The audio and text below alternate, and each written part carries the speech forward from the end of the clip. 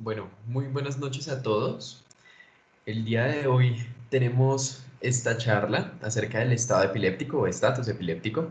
Está a cargo de Laura Zuluaga. Ella es estudiante de medicina de séptimo semestre de la Universidad de La Sabana y el día de hoy nos va a compartir acerca del manejo diagnóstico, terapéutico, acerca de esta condición clínica, además de ciertas consideraciones importantes en el abordaje de estos pacientes, los cuales evidentemente se considera como una urgencia neurológica importantísima por las secuelas que hasta puede llegar a tener.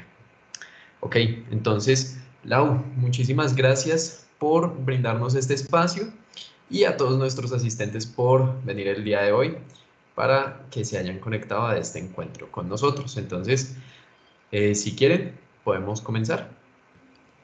Perfecto, gracias Pacho. Bueno, entonces pues buenas noches. Mi nombre es Laura Valentina Zuluaga, yo soy estudiante de séptimo semestre de la Universidad de La Sabana y pues en esta noche en un ratico pues les estaré contando algunas cositas puntuales de estatus epiléptico. Va a ser, pues espero que sea una charla en la que puedan aprender mucho y pues cualquier duda que tengan saben que pues pueden levantar la mano o me pueden interrumpir sin ningún problema.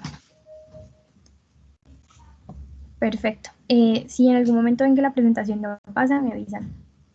Entonces, pues para iniciar, pues me gustaría resaltar que el estatus epiléptico pues es una urgencia neurológica y es muy importante entender esto desde el inicio debido a que es fundamental su tratamiento y reconocimiento temprano para disminuir la morbimortalidad asociada al mismo.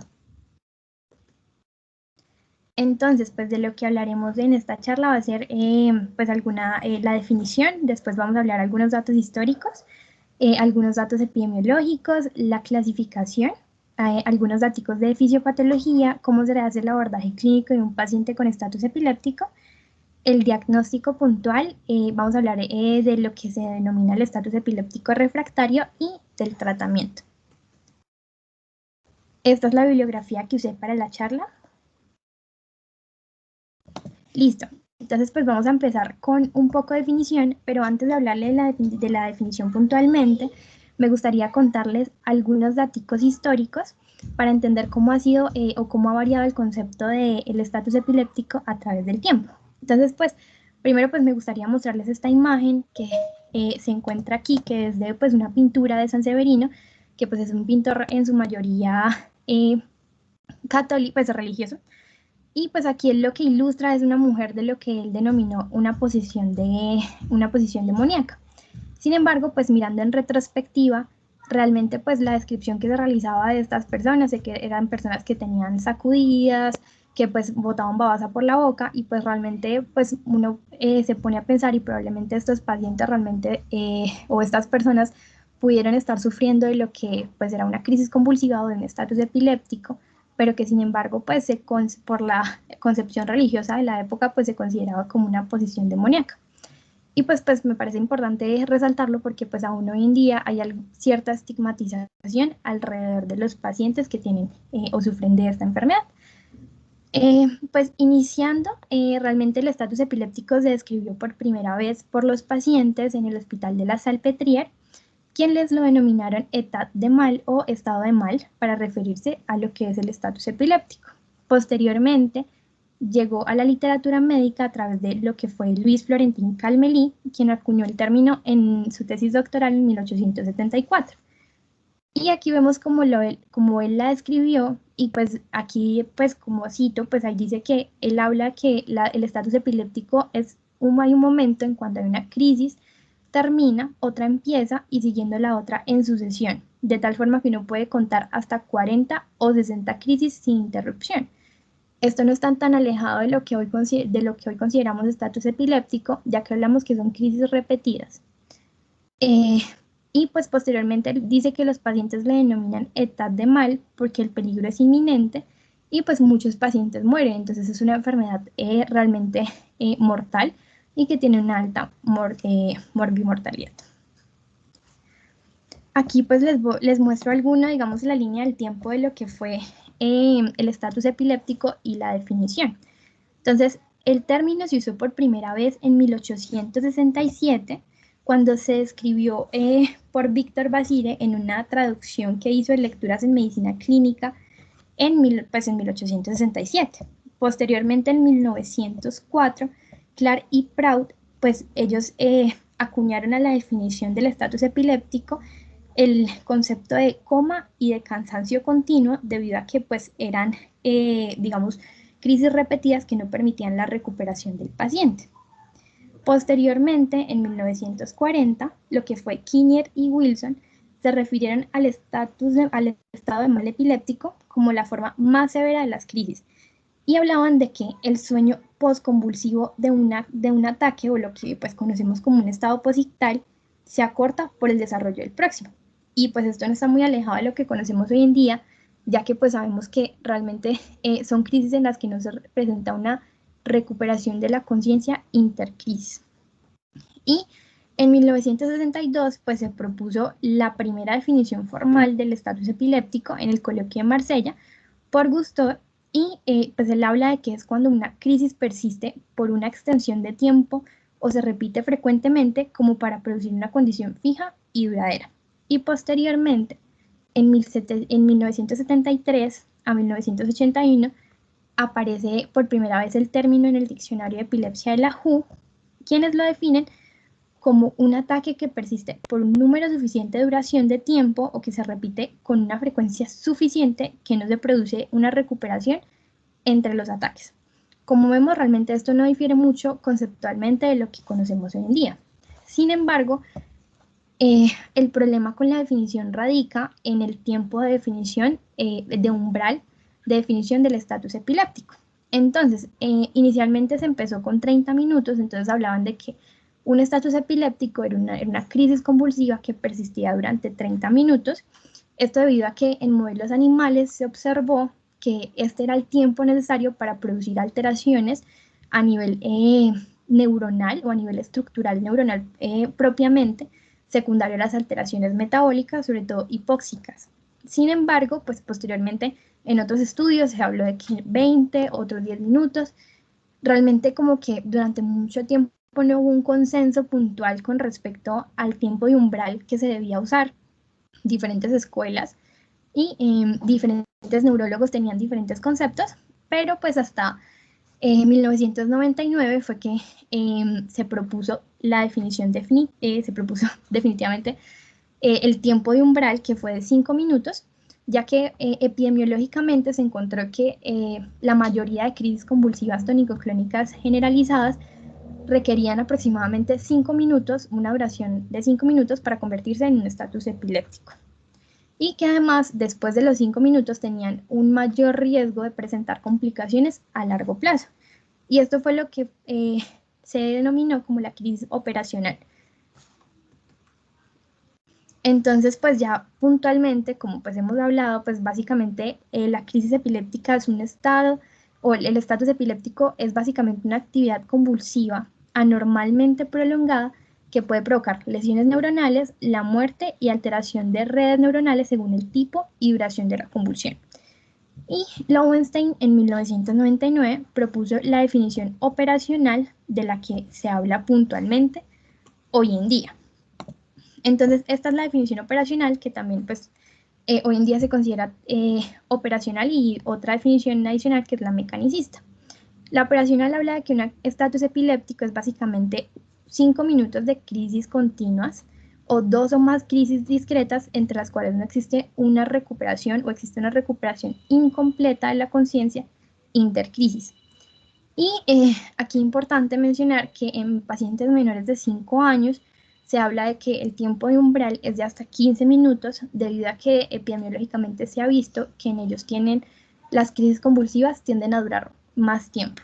Y la definición mecanicista habla de que el estatus epiléptico es una condición en la cual hay un fracaso de los factores normales para poner fin a una crisis tónico-clónica generalizada típica, o pues también para dar inicio, que pues este fracaso es lo que posteriormente va a llevar a que se produzca, digamos, una prolongación en el tiempo de la crisis convulsiva y que se produzca un estatus epiléptico. Ahora, aquí es importante, la definición operacional puntualmente nos habla de dos tiempos. Entonces, digamos que más adelante vamos a hablar de la clasificación semiológica del estatus epiléptico, pero entonces es importante que estos dos tiempos, entonces vamos a tener un tiempo 1, sobre todo en lo que es la crisis tónico-clónica, el estatus epiléptico tónico-clónico generalizado, en que el tiempo 1 va a ser 5 minutos, que es el tiempo durante el cual se debe prolongar una crisis para denominarse estatus epiléptico.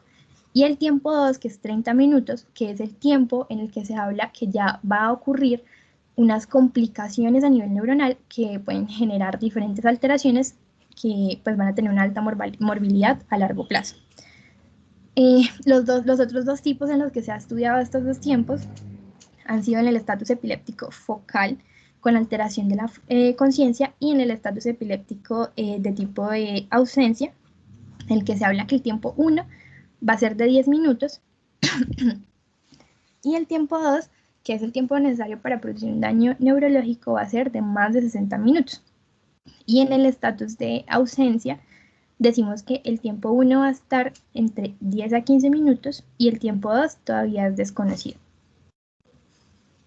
Aquí es un grafiquito para ilustrar pues lo que les estaba hablando de que en las crisis tónico-clónicas, el estatus epiléptico tónico-clónico generalizado, se requiere un tiempo 1 de 5 minutos. Esto es importante para que se considere un estatus epiléptico y de 30 minutos para decir que va a tener complicaciones a largo plazo. Ahora ya vamos a hablar puntualmente de algunos datos epidemiológicos de lo que es el estatus epiléptico. Entonces, el estatus epiléptico básicamente pues, se considera que aproximadamente 5% de los adultos con epilepsia van a tener al menos un episodio de estatus epiléptico en su vida y que 13% de los pacientes que tienen un estatus epiléptico tendrán un episodio recurrente de este. Adicionalmente, se habla que tiene una incidencia estimada entre 6.8 y 41 por 100.000 al año y que la mortalidad, como podemos ver, es alta, es del 20%. Se ha encontrado en diferentes estudios que la crisis el estatus epiléptico tiene una distribución bimodal. Entonces, va a tener un pico o pues de presentación entre los 0 y los 4 años, sobre todo asociado a los diferentes síndromes neonatales. Les voy a mencionar algunos más adelante y en mayores de 65 años. Tiene una relación hombre-mujer de 2 a 1 y se habla que del 43 al 58% de los pacientes no presentaban historia previa de epilepsia. Ahora puntualmente sobre la clasificación, entonces es importante que la ILAE, la Liga contra la Epilepsia, propuso estos ejes de clasificación en los cuales debemos idealmente clasificar a un paciente en un estatus epiléptico. Como podemos ver, pues entonces los ejes van a ser, el primero va a ser el de semiología, el segundo según la etiología, el tercero va a ser la asociación al electroencefalograma y el cuarto la edad. Aquí es importante que los pacientes idealmente deberían ser categorizados en los 4 ejes, sin embargo, pues esto no va a ser siempre posible, ya que aunque digamos que la semiología y la edad son fácilmente identificables en el momento en el que el paciente llega a urgencias, pues la etiología muchas veces no va a ser clara y el electroencefalograma pues no muchas veces lo vamos a tener disponible inmediatamente. Entonces, pues, por eso digo que idealmente deben estar clasificados en los 4 ejes, sin embargo, pues, generalmente van a estar clasificados en los 2 primeros.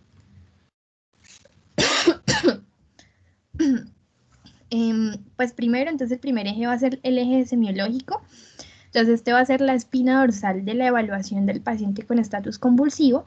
Y en este eje lo que vamos a evaluar puntualmente va a ser la presentación clínica, si hay presencia o ausencia de síntomas motores, que nos va a dividir el estatus epiléptico en un estatus epiléptico convulsivo de un estatus epiléptico no convulsivo, que es la clasificación grande del mismo, y el nivel cualitativo o cuantitativo de alteración de la conciencia que presenta el paciente.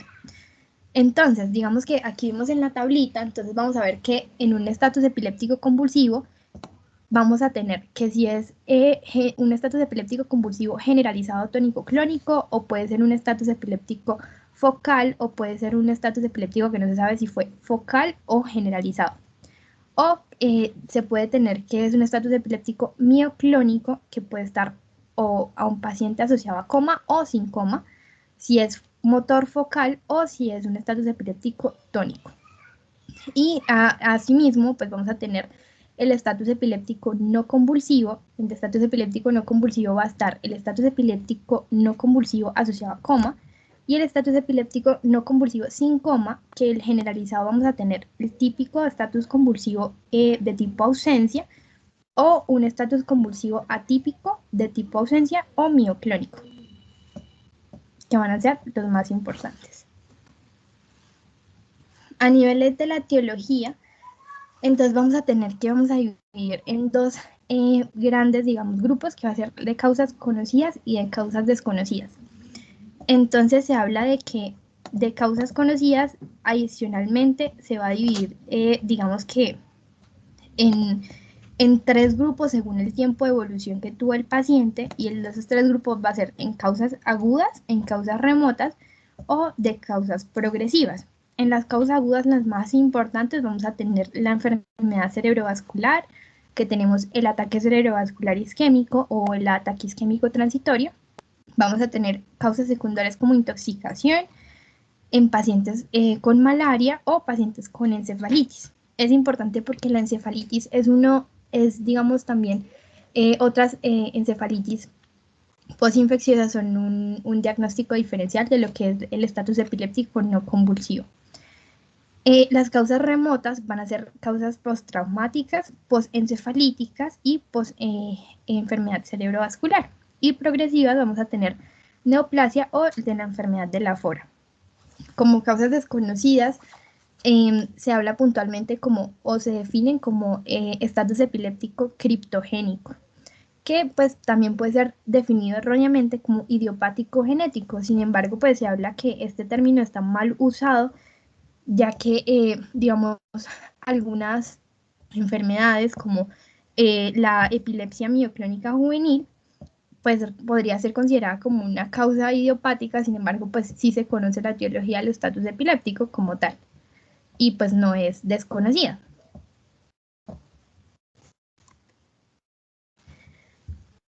Aquí pues este es un cuadrito de las causas más comunes que tenemos de estatus epiléptico. Como podemos ver en frecuencia, a nivel agudo la más común va a ser la enfermedad cerebrovascular con un 22%, le siguen las anormalidades metabólicas y las enfermedades hipóxicas.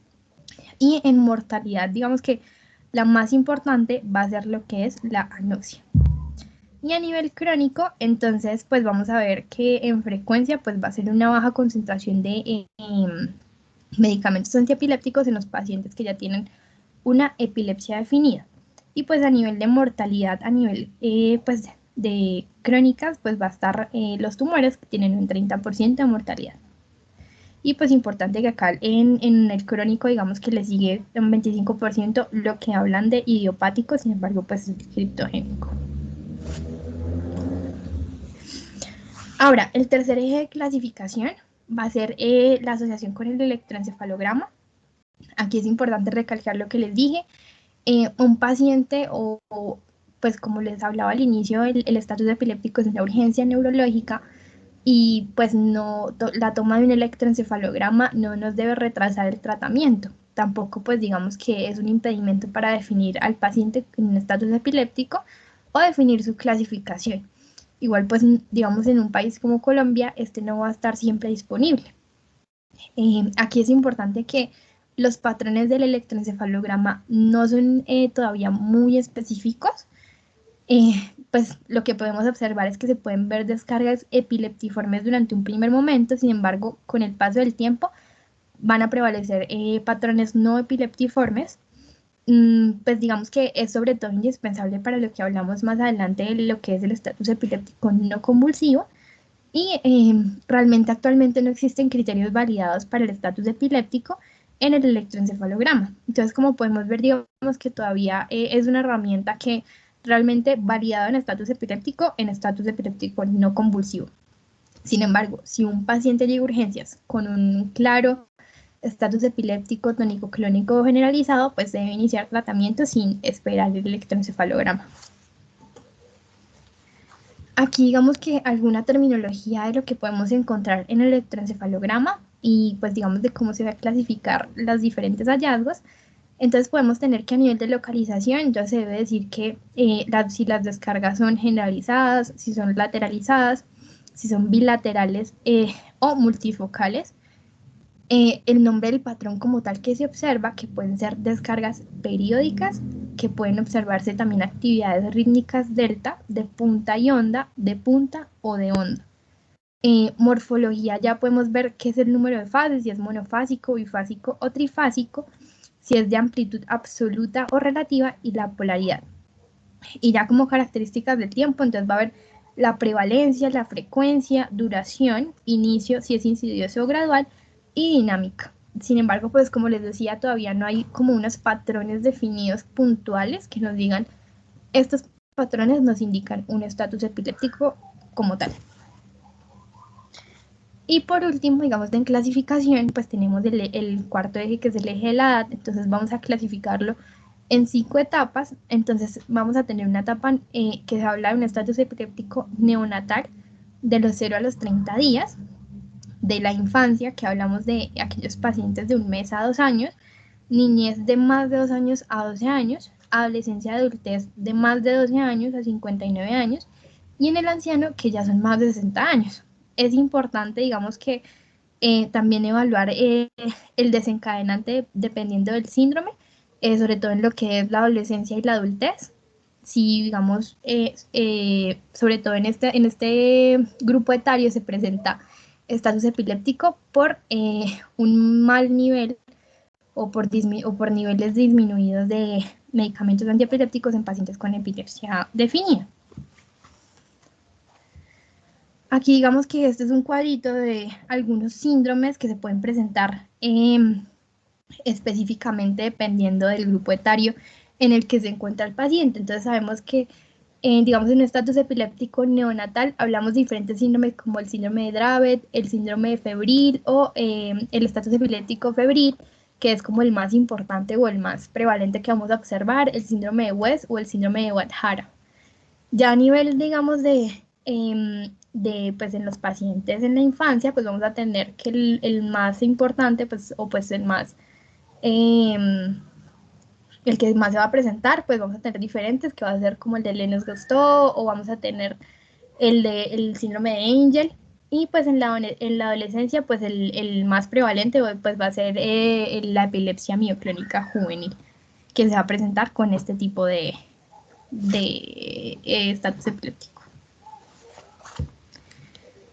Aquí pues vamos a ver las causas más comunes por grupo etario. Entonces vamos a tener que en los adultos el más importante van a ser con 35% los niveles bajos de antiepilépticos en pacientes con epilepsia definida, y en niños vamos a tener que va a ser malformaciones congénitas o injuria cerebral, sobre todo la hipóxica isquémica y lo que les hablaba del estatus epiléptico febril.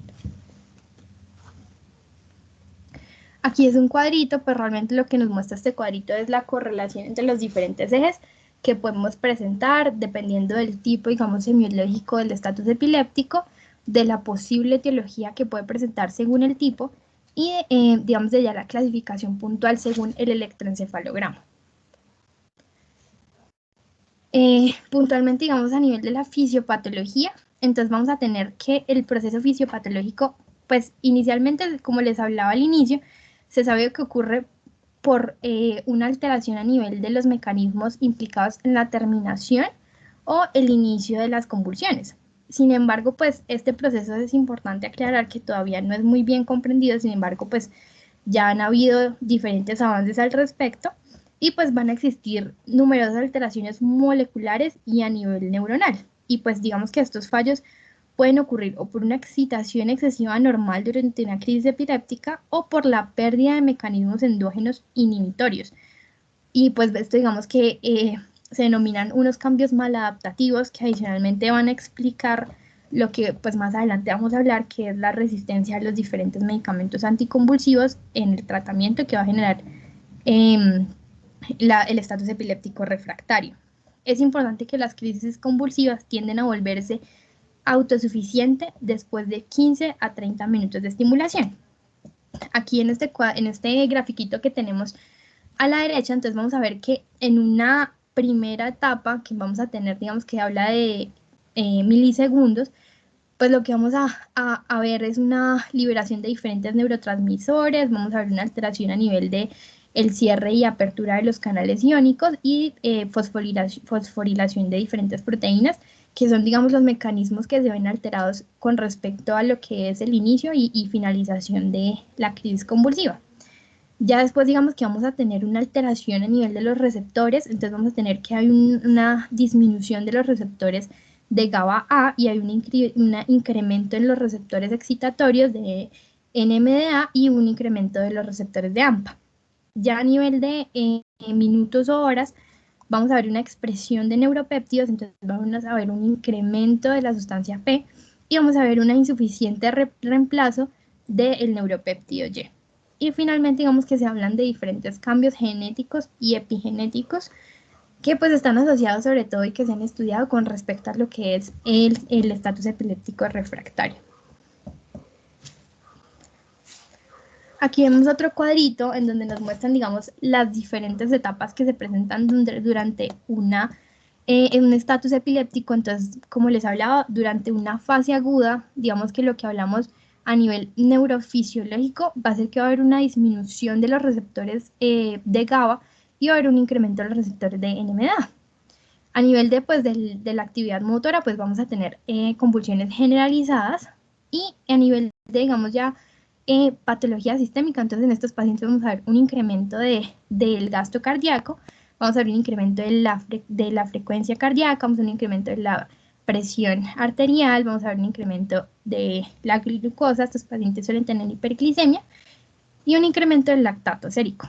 Adicionalmente, pues vamos a ver que durante estas primeras etapas, pues el flujo sanguíneo cerebral se va a mantener, lo mismo los niveles de glucosa y oxígeno, la oxigenación a nivel cerebral va a estar estable. Sin embargo, que pues vamos a ver que a partir de los 30 minutos, como pueden ver en la gráfica, y pues es lo que hemos estado hablando, digamos que todo esto empieza a cambiar y ya podemos empezar a ver lo que son alteraciones sistémicas que básicamente son las que pueden llevar al paciente a la muerte.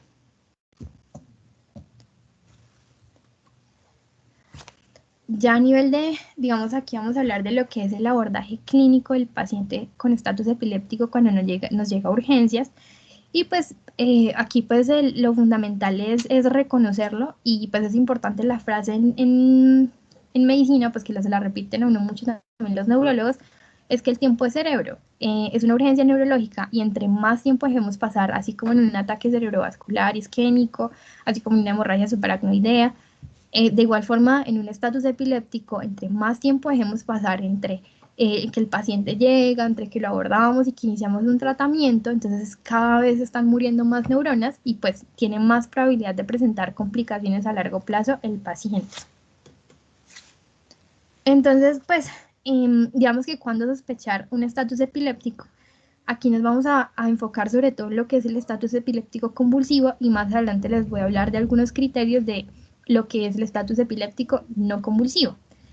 Entonces, ¿cuándo sospechar? Un paciente con una convulsión prolongada, cualquiera que dure más de 5 minutos, como le damos en la definición, o un paciente que tenga más de 2 convulsiones secuenciales sin recuperación de la conciencia total entre convulsiones. Y ya los especificadores típicos de las crisis convulsivas, que el paciente sobre todo tenga mordedura lateral de la lengua, diferenciar entre los diferentes diagnósticos, como pues es el síncope, que pues esos pacientes por lo general tienen una caída, se habla de que tienen una caída flácida y que suelen tener la mordedura más a nivel frontal de la lengua, que son tips como para diferenciar las crisis convulsivas pues de otro origen.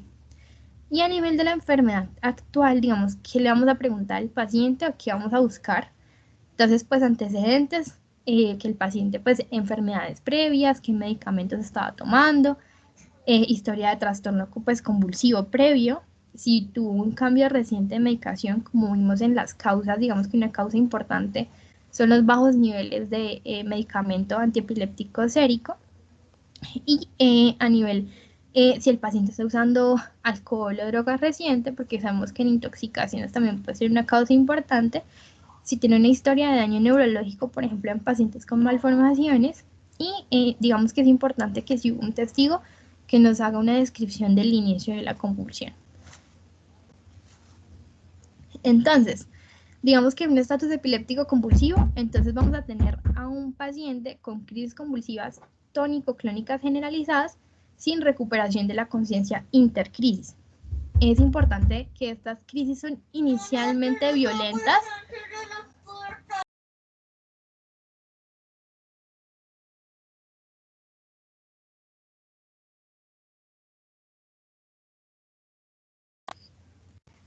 Qué pena.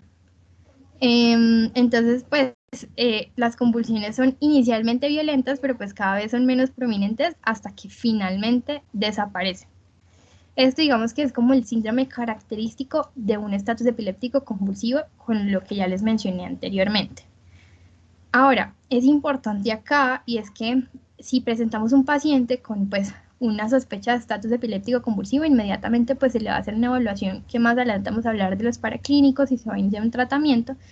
Sin embargo, más adelante, si hay una ausencia de mejoría en el nivel de conciencia de 20 a 30 minutos después de que disminuyeron las convulsiones, tenemos que empezar a sospechar lo que es el estatus epiléptico no convulsivo, que se puede presentar en el 50% de los pacientes. Y para esto, como hablamos inicialmente, sí necesitamos un electroencefalograma diagnóstico. Ahora, aquí puntualmente, digamos que a nivel de historia clínica, ¿cuándo o qué síntomas debemos sospechar cuando un paciente está cursando con un estatus epiléptico no convulsivo? Entonces, como generalidades, básicamente es aquel paciente, el estatus epiléptico no convulsivo es aquel, como definimos, en el que no predominan los síntomas motores. Adicionalmente, es importante que ocurra frecuentemente en pacientes en estado crítico y se correlacione con resultados o pues con un pronóstico pobre del paciente. Es importante también aclarar que pues, se requiere un diagnóstico temprano y un inicio temprano de tratamiento, como en general en el estatus epiléptico. Digamos que el electroencefalograma es el gol estándar en este tipo de pacientes, pero pues asimismo también todavía los hallazgos electroencefalográficos son difíciles de distinguir. Se propone pues que se debe hacer una administración o lo que hablan como un test con antiepiléptico para definir como tal el estatus convulsivo, el estatus epiléptico no convulsivo. Y se habla que es importante, digamos, para definirlo, una monitorización con electroencefalograma de 24 horas en pacientes no comatosos para observar si estos pacientes pueden desarrollar a largo plazo un estatus epiléptico no convulsivo y de 48 horas en pacientes comatosos. Los posibles síntomas de presentación del estatus epiléptico no convulsivo: podemos tener alteraciones del comportamiento como agitación, agresión, amnesia, anorexia. Vamos a tener, por ejemplo, afasias, mutismos, pacientes con ecolalia, pacientes con catatonia o letargia, confusión o delirium. Vamos a tener alucinaciones o psicosis. Ya a nivel autonómico vegetativo podemos tener apneas o hiperventilación, bradiarritmias o taquiarritmias. Podemos tener pacientes que se quejen de dolor torácico, enrojecimiento, podemos tener miosis, midriasis o hipo, y náuseas o vómito. Y a nivel motor podemos tener automatismos, posturas distónicas, parpadeo ocular, desviación ocular, espasmos faciales y nistagmos. Cuando yo estuve por la rotación de neurología, una vez pues pasando revista, nosotros, un paciente que estaba por neurocirugía, el primer, digamos, él estaba en estatus epiléptico y el signo por el que él se encontró es que él tenía o presentaba nistagmos. El paciente pues realmente estaba en coma, pero pues al hacer la evaluación neurológica el paciente presentó nistagmos y este fue como su signo característico. No todos, digamos, deben presentarse con las crisis tónico-clónicas generalizadas clásicas. Pues ya a nivel de lo que son los criterios diagnósticos de el estatus convulsivo, el estatus epiléptico no convulsivo, entonces hablamos de que es cualquier patrón que cumpla con los criterios primarios y que dure más de 10 segundos para crisis no convulsivas o más de 30 minutos para estatus epiléptico no convulsivo. Más de 10 minutos, perdón. En los criterios primarios, entonces, el primero es que sean, pues estos son criterios a nivel de electroencefalograma. que presente picos repetitivos generalizados o focales, ondas agudas o complejos de picos y ondas en más de 3 segundos. 2. Picos repetitivos generalizados o focales, ondas agudas, complejos de picos y ondas o complejos de picos y ondas lentas en menos de 3 segundos. Son los criterios a nivel, digamos, lo que debemos observar en el electroencefalograma. Sé que puede ser un poco confuso, pero digamos que son los criterios que debemos observar a nivel del electroencefalograma para definir que el paciente está en un estatus epiléptico no convulsivo, que debe durar más de 10 segundos en crisis epilépticas no convulsivas o más de 30 segundos en pacientes con estatus epiléptico no convulsivo propiamente. Otro patrón que podemos observar va a ser ondas secuenciales que pueden ser rítmicas, periódicas o cuasi periódicas en más de 1 segundo. Pero adicionalmente, lo que les hablaba de lo que se habla de la prueba con un medicamento anticonvulsivo, que es el criterio secundario, entonces se debe, digamos, ver una mejoría significativa en el estado clínico o aparición de patrones normales en el electroencefalograma asociado a la administración de un antiepiléptico de acción rápida. Aquí entonces les muestro lo que hablan, o pues el test de lo que hablan del test de antiepiléptico para el estatus epiléptico no convulsivo. Entonces digamos que cuando se indica, este se indica sobre todo en pacientes que tienen descargas epileptiformes rítmicas, periódicas o focales a nivel del electroencefalograma sin que tenga pues realmente una alteración neurológica, o pacientes que hayan tenido un estatus epiléptico generalizado tónico-clónico que después de 30 minutos no recupera la conciencia. ¿En qué pacientes se contraindica, digamos, esta prueba? Es en pacientes que estén pues muy sedados, porque pues en estos pacientes no vamos a poder ver la mejoría clínica, entonces ni vamos a poder ver realmente el efecto del antiepiléptico. ¿Cómo se monitoriza a estos pacientes? Puntualmente pues se deben monitorizar con un electroencefalograma, con pulsioximetría, se les debe realizar pues monitoreo de todos los signos vitales, presión arterial, electrocardiograma también, y pues se debe hacer una evaluación de la frecuencia respiratoria, y pues debe tener como una enfermera ahí al lado del paciente verificando estos parámetros. Adicionalmente, pues, ¿qué es lo que se inicia? Pues se debe iniciar dosis bajas de un antiepiléptico de acción rápida o una benzodiazepina, pues sobre todo las benzodiazepinas como el midazolam, se inicia 1 miligramo intravenoso, o se inicia otro antiepiléptico como es el levetiracetam, valproato, también se ha probado con fosfenitoína o lacosamida. Y pues entre dosis se debe realizar una evaluación del electroencefalograma. Sin embargo, pues claramente pues a nivel del contexto colombiano no muchas veces vamos a tener este tipo de pruebas disponibles, entonces hay que tener esto a consideración. Digamos que se habla de que pues este ensayo se debe parar en pues, los siguientes casos, en el momento en el que el paciente pues, tenga una solución, digamos, persistente, o pues de que los patrones epileptiformes cambien y se observe pues una mejoría de los mismos, o que haya pues una mejoría clínica definitiva. Adicionalmente también este ensayo se debe parar en aquellos pacientes que presenten una depresión respiratoria, hipotensión o un efecto adverso de el agente que se le aplicó como el midazolam, sabemos que puede presentarse. Y pues sabemos que la máxima dosis que se le puede dar a un paciente va a ser de 0,2 miligramos kilogramo de midazolam. Y pues el test es considerado positivo si hay una resolución en el patrón de electroencefalográfico o si hay una mejoría clínica del paciente.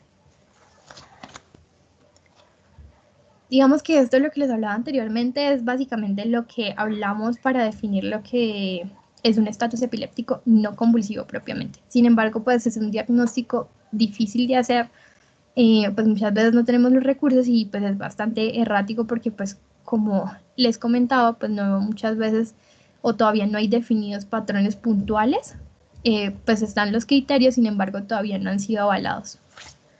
A nivel de las complicaciones, estas complicaciones, digamos, son las que se pueden dar sobre todo en los pacientes con estatus epiléptico convulsivo generalizado. que son las que también podemos, en los que podemos ver observar los pacientes en la clínica. Entonces podemos ver pacientes con falla multiorgánica, que presenten tromboembolismo pulmonar, neumonía por aspiración, lesión miocárdica por la hipoxemia, hipertermia, hipertensión y edema cerebral. Esto digamos que con respecto a lo que es el abordaje clínico y lo que podemos observar en un paciente con estatus epiléptico. Ahora vamos a hablar un poco de lo que es el diagnóstico y el manejo inicial del paciente con estatus epiléptico. Entonces, pues importante hay que aclarar, el diagnóstico del estatus epiléptico es clínico y confirmado, como ya hablamos, por la presencia de actividad motora tónica y clónica generalizada y sostenida, más de 5 minutos o convulsiones repetitivas sin retorno a la conciencia intercrisis. Sin embargo, pues también tenemos la segunda opción, que es un estatus epiléptico no convulsivo. Es importante que el examen pues, neurológico y un diagnóstico acucioso pues, es importante para establecer las formas sutiles o focales del estatus epiléptico y realmente que pues, el estatus epiléptico clínicamente evidente se debe tratar de inmediato y pues no es necesario esperar a un electroencefalograma. Solo pues este se va a usar en los casos en los que pues ya no tenemos como, digamos, un posible diagnóstico claro. Aquí digamos que a nivel de el manejo inicial, que son los primeros 5 minutos, ¿qué es lo que debemos hacer cuando llega el paciente a urgencias? Entonces, primero, realizar un examen neurológico rápido. Se debe realizar una evaluación rápida del ABC, que el ABC es Air, Breathing y Circulation, o sea, revisar respiración, si el paciente tiene una adecuada oxigenación y si la circulación del paciente pues está bien. Entonces, si el paciente entonces, pues en estos pacientes debemos que si necesita oxigenoterapia o si necesita ventilación mecánica, pues se le debe dar este soporte de inmediato. Asimismo, si necesita de pronto el paciente un soporte vasopresor adicional. Se deben tomar unos gases arteriales, se debe hacer una colocación de catéteres intravenosos y se debe hacer una monitorización cardíaca. Adicionalmente se debe hacer una medición de la presión arterial y de la pulsioximetría. Esto se debe hacer en los primeros 5 minutos que el paciente llega a urgencias y adicionalmente, como vamos a ver, también hay una etapa que es esta misma etapa en la que se va a hacer y se va a iniciar el tratamiento. Entonces, como les hablaba, para clínicos iniciales que le vamos a solicitar al paciente, por un lado vamos a solicitarle electrolitos, porque pues sabemos que una alteración hidroelectrolítica también puede generar este tipo de enfermedad. Vamos a tener que se le debe hacer una evaluación de la glicemia, función hepática renal, sobre todo para el manejo de los anticonvulsivantes, un hemograma completo, estudios de toxicología y niveles de anticonvulsivante en sangre. Pues el electroencefalograma a nivel de paraclínicos, el electroencefalograma pues no es requerido para el diagnóstico y pues el manejo temprano de lo que es el estatus generalizado tónico-clónico y pues no debe retrasar su tratamiento. Es esencial para identificar los pacientes que no se recuperan la conciencia después de un estatus epiléptico convulsivo o pues de una crisis convulsiva tónico-clónica generalizada. Se recomienda el uso del electroencefalograma continuo, sobre todo en lo que es el estatus epiléptico refractario, y el uso del electroencefalograma continuo en pacientes de alto riesgo para estatus epiléptico no convulsivo. Y ya, como les había comentado, 24 horas en el paciente no comatoso y 48 horas en el paciente comatoso. A nivel de imágenes diagnósticas, pues como todo, el uso del TAC y la resonancia magnética no deben retrasar el tratamiento del estatus epiléptico y, sin embargo, pues una vez manejadas las convulsiones, que se deben manejar en los primeros 5 minutos, se indica un TAC en todos los pacientes. Y la resonancia magnética pues es la más sensible para identificar algunas causas. Sin embargo, pues sabemos que debido a la baja disponibilidad que esta tiene, pues tiene varias limitaciones. Ya puntualmente, entonces, digamos que sabemos qué es lo que debemos hacer a nivel que solicitamos en los primeros 5 minutos. Y pues acá les voy a hablar puntualmente de cómo se realiza el manejo del paciente. Entonces, pues como les había dicho y les vuelvo a repetir que creo que es el mensaje que sobre todo que les quiero dejar esta noche, es que el tiempo de cerebro y pues un reconocimiento y manejo rápido del estatus epiléptico es importante para disminuir las complicaciones a largo plazo en estos pacientes. Entonces, el estatus epiléptico, el manejo del estatus epiléptico se divide en 4 fases. Una fase digamos, primaria o temprana, que va a ser la primera fase, que son los 5 a 10 minutos primero. A los primeros 5 a 10 minutos vamos a tener una segunda fase, que es, hablamos del estatus epiléptico establecido, que son los 10 a 30 minutos iniciales del estatus epiléptico. Vamos a hablar de una tercera fase, que es ya cuando hablamos de un estatus epiléptico refractario, y ese aquel estatus epiléptico, más adelante vamos a ver la definición, que no cede al tratamiento a pesar de un manejo pues con anticonvulsivantes en la primera y segunda etapa, que se habla de que son de los 30 a 60 minutos. Sabemos que pues ya en este momento el paciente tiene un alto riesgo de complicaciones metabólicas y pues de secundarias a la hipoxia cerebral.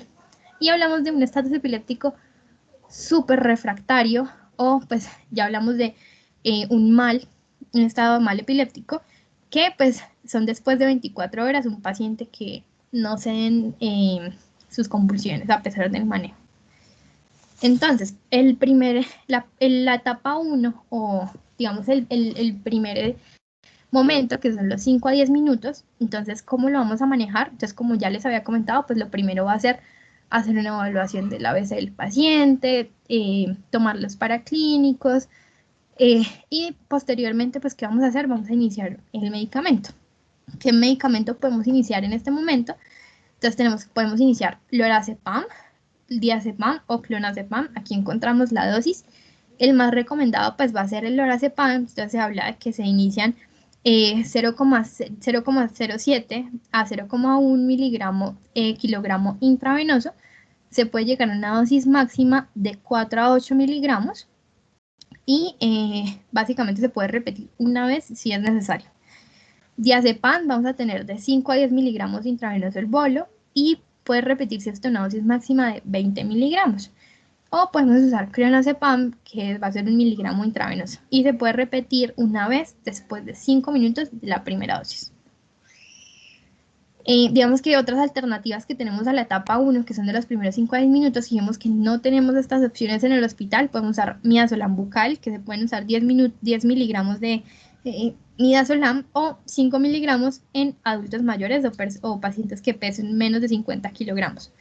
Este se puede repetir una vez después de los primeros 10 minutos, o como alternativa también hablan de que, digamos que si no está disponible, entonces podemos usar por vía oral. Digamos, sobre todo hablamos de esto en el caso en el que no tengamos un paciente con una adecuada vía intravenosa, o que no se haya logrado establecer una vía intravenosa para poner estos medicamentos. Entonces se puede usar, diluir la solución digamos, la solución intravenosa se puede diluir en 2 mililitros de solución salina normal y se da por vía bucal. Está también el midazolam intramuscular, entonces se van a dar 10 miligramos de midazolam intramuscular o 5 miligramos en adultos mayores o que pesen menos de 50 kilogramos, y se puede repetir una vez después de 10 minutos. Y la última opción pues va a ser el diazepam rectal, se puede dar 10 miligramos o 5 miligramos y se puede repetir una vez luego de 10 minutos. Esto digamos que son el tratamiento que se debe dar, los posibles tratamientos que podemos dar en los primeros 5 a 10 minutos que un paciente llega a urgencias.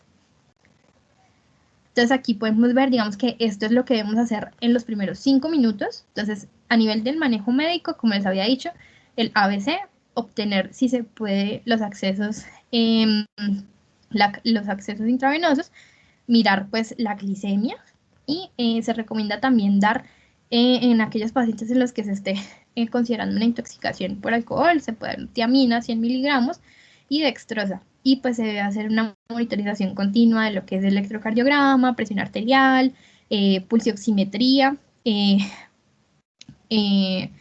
pues se deben obtener los laboratorios de los que ya hablamos. Pues debe tener un perfil metabólico completo, electrolitos, función hepática, función renal, a nivel también, básicamente niveles de anticonvulsivantes séricos y pues niveles de tóxicos si estamos considerando que el paciente puede estar cursando con una intoxicación.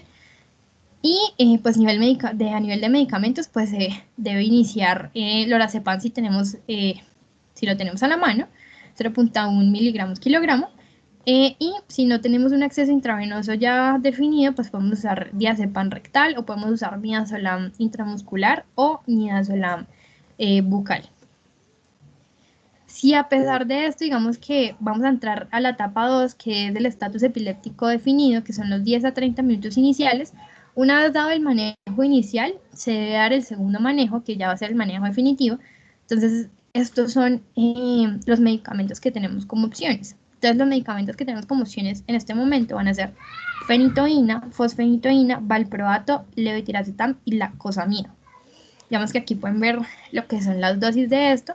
La dosis de carga, pues digamos de la fenitoína va a ser 18 miligramos kilogramo y digamos que para la mayoría el rango de dosis va a ser de 15 a 20 miligramos kilogramo intravenoso. De fosfenitoína vamos a tener 15 miligramos de equivalentes de fosfenitoína kilogramo y pues con un rango de dosis de 15 a 20 intravenoso en bolo. De valproato vamos a tener 30 miligramos kilogramo y levetiracetam, la dosis va a ser de 30 miligramos kilogramo, intravenoso en bolo, pasar en 10 minutos, digamos que es la orden que uno le tiene que dar a la jefe, o lacosamida, perdón, que va a ser de 200 a 400 miligramos intravenosos, pasar en 3 a 5 minutos. Aquí tenemos pues una tablita de los diferentes medicamentos, y pues va a ser, digamos que esta va a ser como la fase, la segunda fase en la que vamos a entrar. Ya vamos a hablar de la tercera fase o tercera etapa de los pacientes en estatus epiléptico, que es lo que consideramos como estatus epiléptico refractario, y pues es definido como un estatus epiléptico que no responde a dos líneas de anticonvulsivantes, es decir, la línea inicial que le dimos cuando llegó, que fue de lorazepam o de midazolam, o de la segunda línea ya de fenitoína, fosfenitoína, valproato, entre otros. Básicamente es importante que ocurra en el 40% de los pacientes en estatus epiléptico. Pues sabemos que es un alto número y pues como les expliqué a nivel de fisiopatología, el estatus epiléptico tiene una característica y es que después de cierto tiempo empieza a adquirir autosuficiencia y tiene por su misma, digamos, alteración a nivel de los receptores, empieza a tener resistencia a los anticonvulsivantes. Digamos que algunos de los predictores de estatus epiléptico refractario va a ser presencia de encefalitis, causas estructurales como la encefalopatía hipóxico-isquémica, tratamiento y diagnóstico tardío, por eso es que les hablo que es una urgencia neurológica y digamos que lo más importante es que los medicamentos más usados para el tratamiento del estatus epiléptico refractario van a ser el midazolam, el propofol y el fenobarbital. Entonces aquí digamos que ya estamos en la etapa del estatus epiléptico refractario, que va a ser de los 30 a los 60 minutos del manejo del paciente con estatus epiléptico. Y tenemos que el principal va a ser propofol, que tiene una dosis de carga de 2 miligramos kilogramos intravenoso, repetir si es necesario y seguido de una infusión continua de 5 a 10 miligramos kilogramo hora. En midazolam vamos a tener una dosis de carga de 0,1 a 0,3 miligramos kilogramo intravenoso. Aquí importante que va a ser diferente el midazolam que usamos en la etapa inicial, que son alternativas a cuando no tenemos acceso intravenoso. En este caso, estos pacientes sí o sí vamos a tener que tenerlos a un acceso intravenoso para pasarles infusión continua de estos medicamentos. Y pues va a tener una dosis de carga de 0,1 a 0,3 y de infusión de 0,05 a 0,4. Y otra opción va a ser el fenobarbital, que pues la dosis de fenobarbital vamos a tener que va a ser de 5 miligramos kilogramo intravenoso hasta 50 miligramos minuto cada 5 minutos, hasta que las convulsiones se controlen. Otras opciones ya tenemos van a ser ketamina, etomidato o lidocaína, que ya son, digamos que son medicamentos que se usan sobre todo en anestesia. Entonces podemos ver que son pacientes que pues están bastante graves, son pacientes que usualmente pues ya deben estar bajo intubación orotraqueal, entre otros. Y por último vamos a hablar de lo que es el estatus epiléptico superrefractario, que pues ya es digamos que la etapa 4 del manejo del estatus epiléptico. Entonces hablamos que el estatus epiléptico superrefractario representa el 20% de los casos. Es más común en pacientes jóvenes con encefalitis. Realmente pues acá nos quedan pocas opciones terapéuticas. Las opciones terapéuticas pues va a ser repetir una segunda vez el mismo anestésico como ketamina, etomidato o lidocaína, combinar múltiples anestésicos o hacer combinaciones de anestésicos y anticonvulsivantes. Otro pues va a ser incluir ketamina y terapias inmunes.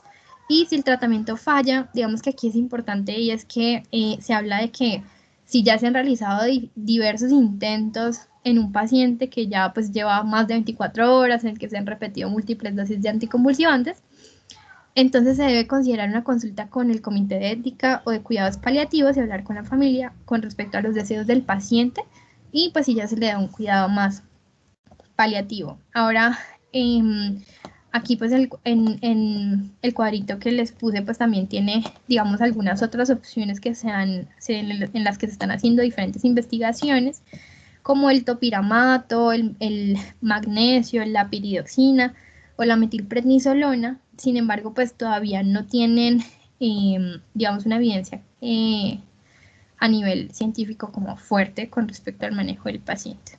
Pero pues son manejos que se pueden considerar. Ya con respecto al posible manejo no farmacológico que podemos tener en pacientes que tienen estatus epiléptico, entonces podemos tener terapias electroconvulsivas. Entonces se habla que se puede hacer una dosis diaria de 3 a 8 días. Todavía pues no se sabe realmente cuál debe ser la duración y pues no se sabe el mecanismo de acción que puede tener esta terapia. Pero pues es importante, por ejemplo, que puede tener, pues las reacciones adversas generalmente están asociadas a lo que es la anestesia general, pérdida de la memoria y realmente pues requiere una disminución de la dosis de los medicamentos anticonvulsivantes que está tomando el paciente. Otra opción no farmacológica que se puede considerar va a ser la hipotermia, pero pues sin embargo realmente todavía no se conoce o pues se dice que por una disminución del metabolismo cerebral, pues va a tener teóricamente un efecto neuroprotector. Sin embargo, pues todavía no se sabe muy bien realmente pues a nivel científico pues cómo se indica esto, cuál va a ser como realmente el mecanismo de acción y pues si está como indicado en los pacientes. La otra pues es la dieta cetogénica o la cirugía ya pues de resección de los focos epileptogénicos, pero pues realmente esto todavía pues no se tiene como mucha evidencia y pues se deben hacer más investigaciones al respecto. Ya puntualmente pues ya les había comentado a nivel clínico qué complicaciones podemos tener en un paciente. Aquí puntualmente pues les voy a hablar de las complicaciones que se presentan, entonces que va a ser a nivel, la más frecuente va a ser epilepsia, entonces del 20 al 40% de los pacientes que hacen una crisis, un estatus epiléptico van a tener más adelante crisis convulsivas a repetición o epilepsia. A nivel cerebral pues vamos a tener lesión cerebral hipóxica o metabólica. Los pacientes pueden presentar edema cerebral o aumento de la presión intracraneal, pueden tener trombosis venosas cerebrales o hemorragias. A nivel cardíaco, estos pacientes pueden presentar hipertensión, hipotensión, falla cardíacas, taquiarritmias, arritmias o paros cardíacos. Y a nivel respiratorio es importante que pueden presentar una insuficiencia respiratoria, hipertensión pulmonar, una embolia pulmonar, pueden presentar neumonías por aspiración y obstrucciones traqueobronquiales.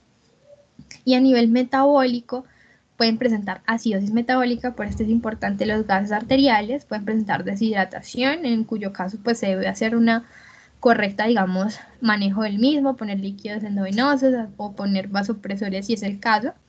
Alteraciones electrolíticas pueden presentar incluso insuficiencia renal aguda, insuficiencia hepática, insuficiencia hepática, pancreatitis aguda, pueden presentar coagulación intravascular diseminada, falla multiorgánica, en algunos casos por las múltiples contracciones musculares pueden presentar rhabdomiolisis, que va a ser lo que va a llevar a una posible lesión renal aguda, y fracturas por sus múltiples convulsiones. A nivel del pronóstico, entonces se ha encontrado que pues se han definido diferentes escalas pronósticas para evaluar. El más usado es TESS, que es de Status Epilepticus Score, que fue propuesto por primera vez en 2006. Tiene, digamos, o habla de 4 factores, que es edad, tipo de convulsión, nivel de conciencia y historia de convulsiones. Y es un predictor de sobrevida y habilidad para alcanzar el estado basal. Entonces se da un puntaje y hablamos que un puntaje de 0 a 2 va a ser favorable y un puntaje de 3 a 6 es no favorable. Y pues hablamos de que un puntaje no favorable tiene un porcentaje o una mortalidad del 39%. El otro, digamos, score va a ser el Epidemiology Based Mortality Score, que es un score un poco más completo, sin embargo, un poco más complicado de hacer. Pues digamos que aquí lo que hablan básicamente va a explicar la mortalidad individual en el 90% de los casos.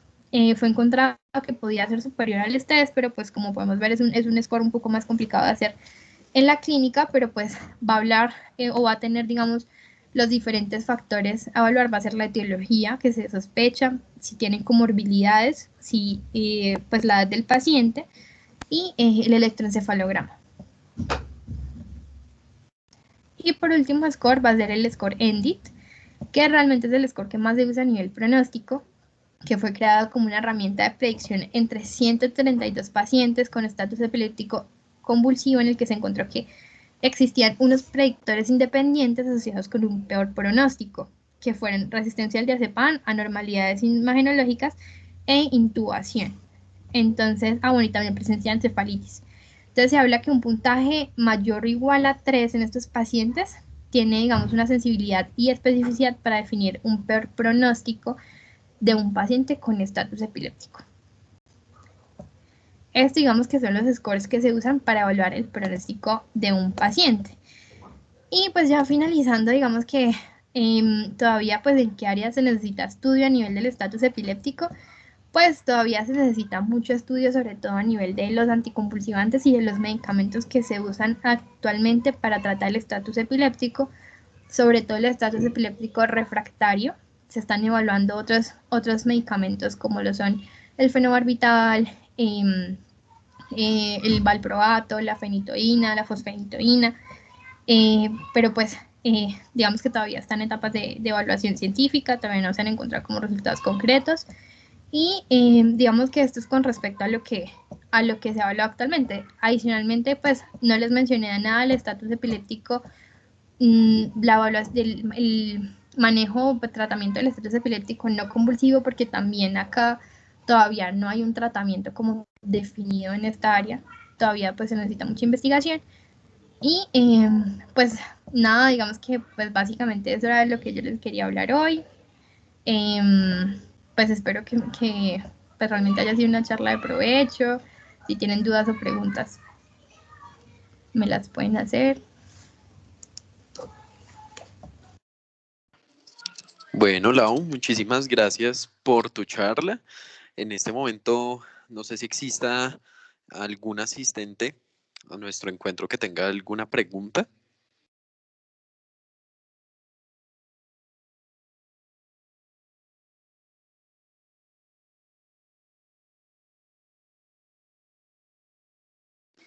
Ok, aquí estoy revisando de pronto si alguien ha alzado la manito o aquí en el chat. Bueno, no encuentro aquí alguna pregunta. Pero bueno, entonces, como pueden ver, esta condición clínica es supremamente importante. Al ser una urgencia neurológica, pues es de cuestión de minutos las decisiones que se debe tomar. Y se debe buscar siempre una solución eficiente y que, como decía Lau, también requiere aún de mayor investigación. Es un área que hoy en día pues es también controvertida y que en realidad pues el tema de la epilepsia, a pesar de que pues tengamos todas estas charlitas en nuestro grupo de interés, siempre va a haber algo de qué hablar acerca de esta condición clínica tan relevante. Entonces, bueno, les comento.